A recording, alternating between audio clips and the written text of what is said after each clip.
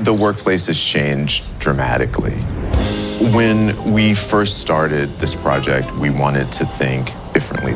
St. John's Terminal is the opportunity for us to reimagine how we work together in this radically different context. Google is a place that is all about innovation. It's all about testing and learning. If you're going to make that commute in, it should be because you can work with people that have passion, that have ideas, that you can sit next to and come up with something that you couldn't do just on your own. And that's really the vision of this space. If we had done this a few years earlier, we would have approached things very differently. It gave us an amazing opportunity to just stop and think about how we can best build our space for the way people want to work. We've seen at Google that big ideas come from small, close-knit teams. So as we look how people are working, people are not coming in to sit in one space amid a sea of desks. They want to be together. So we took a different approach designing St. John's Terminal. It's team first, and every team has its own neighbourhood. Spaces for all types of Googlers to come and do all types of work, whether that's heads down work leaning in, meeting others, and just connecting and collaborating.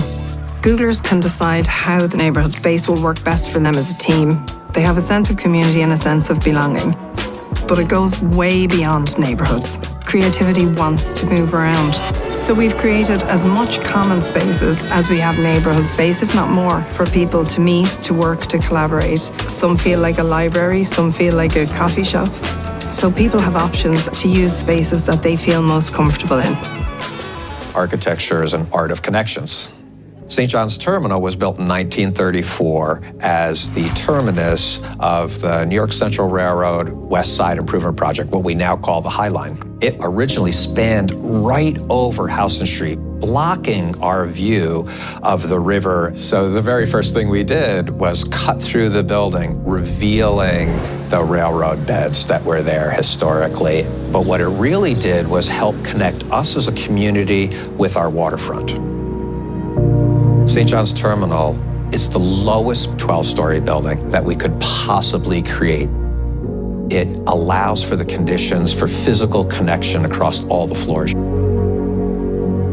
The richest kinds of spaces we can make are ones where we feel connected indoors and outdoors.